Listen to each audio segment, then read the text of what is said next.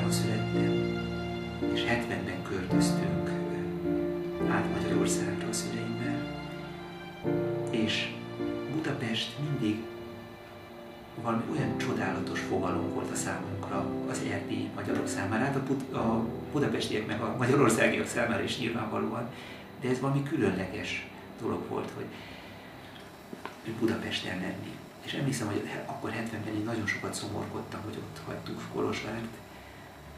Nagyon bánkódtam akkor azokban az első hónapokban, vagy az első egy évben, és akkor egy darabig Budapesten laktunk, és mindig megvigasztalodtam, hogyha kisétáltam a Dunapartra, mindig azt éreztem, hogy na de hát azért mégiscsak hát Budapesten vagyok. Ez különleges dolog.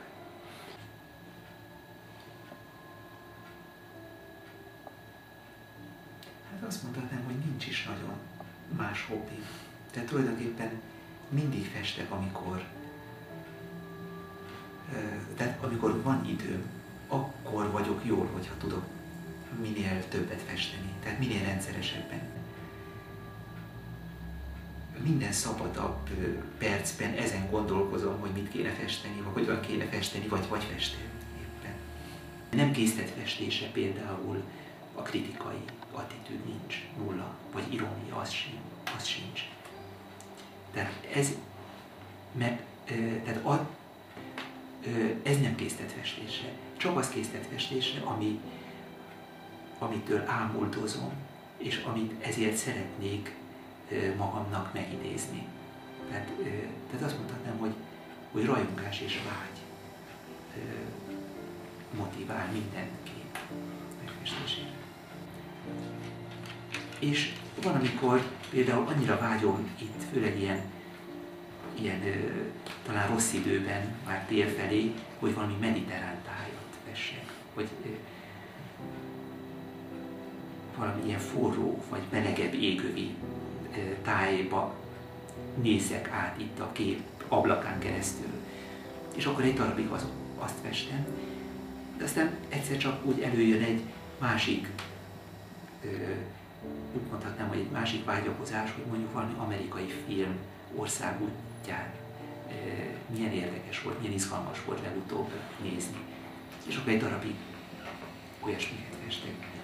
Tehát úgy érzem, hogy néha olyasmiket árulok el festés közben magamról, amit lehet, hogy nem is nagyon mondanék el, de mivel nem ez az elsődleges szempont, hogy most ezt én elmondanám-e magamról, vagy ezt fontosnak tartom-e elmondani úgy általában az embereknek, vagy nem.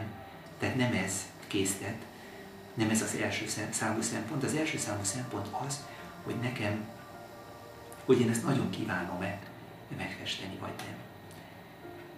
És hogyha nagyon kívánom megfesteni, akkor megfestem, és előfordul, hogy utólag arra gondolok, hogy hát ez bizony talán nem is kéne megmutatni, vagy ebben van valami mondjuk kicsit infantilis, hogy például ezeket a nagy autókat annyira szeretem a mai napig. Azért rajzol minden gyerek, hogy azt, amit elképzel magának, azt erősebben átélhesse. Ezt megfigyeltem a gyerekeknél, hogy például kislányok királykisasszonyokat festenek, vagy rajzolnak, fiúk indiánokat, és még azt is megfigyeltem, azt az erős átélésüket, hogy amikor indiánokat rajzolnak, akkor ilyen kegyetlen arcokat vágnak közben. Tehát egyszerűen segíti őket abban a rajz, hogy átéljék azt a jelenetet, amit elképzelnek maguknak játékból. És azt mondhatnám, hogy én tulajdonképpen ugyanezt csinálom a mai napig, tehát ezt a szerepet tölti be a festés az életemben, hogy azt, amit szeretnék megidézni magamnak, amit szeretnék ide behozni a szobába, azt egyszerűen elkezdem lefesteni. És Kopas mester osztályába jártunk.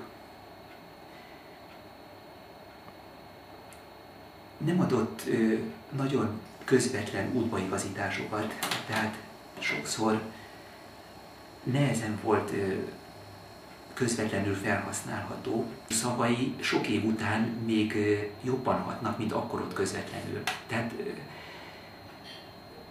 elmesélt egy történetet, hogy ő Bernát osztályába járt, és egyszer egy modell mögött a falat azt mondta, hogy úgy sikerült megfestenie, valahogy úgy eltalálta, hogy az lélegzett az a fal, annak olyan levegője volt, hogy egészen különleges élmény volt arra ránézni. És Bernátnak is nagyon tetszett, és mondta, hogy na erre vigyázzon el a részre, az már nem szabad hozzányúlni. És valamit másnap mégiscsak belenyúlt, és meghalt az egész, nem lehetett már helyrehozni. És mesélt, hogy bejött Bernát a műterembe, már az ajtóból meglátta, és felemelt az öklét, és dühösen ment felé, hogy te, agyon váglak, tönkretetted azt a falat. És ez így megmaradt bennem ez a történet, és csak hosszú évek után fogtam fel, hogy valami olyasmiről is szó van ebben, ami nem olyan egyszerűen racionálisan megmagyarázható. Tehát valamitől életre kell egy rész a festményen, vagy az egész festmény, és valamitől meghal. Hát én azt tapasztalom, hogy azok az eltalált részek a képben, vagy az az eltalált kép, amit az ember utólag egy kicsit csodálkozva néz, és azt érzi, hogy hát ezt nem is tudom, hogy ez hogy sikerült, de ezt nem tudnám megismételni. Tehát tulajdonképpen az a jó, amit az ember nem tud megismételni, és nem is tudja pontosan visszavezetni, hogy ez hogyan is sikerült. De egyébként én úgy tapasztalom, hogy analóg mindennel az életben, a festés is analóg az élet egyéb dolgaival. Hát nagyon szeretem, hogy legközelebbről induljunk ki itt Magyarországon Nádlernek a nagyon ízes festészetét, a nagyon festői gesztus festészetét. Tehát én arra mindig törekszem, hogy tehát réges-régóta él ugye ez a vágy bennem, hogy minden ecsetvonáson egyben ízes festői, absztrakt festői gesztusként is élvezetes legyen a számomra. De egyúttal átalakuljon, életre keljen és átlényegüljön realista hatássá. Tehát, hogy absztrakt festői gesztus realista hatást keltsen, erre törekszem. Tehát ez nekem az ideálom.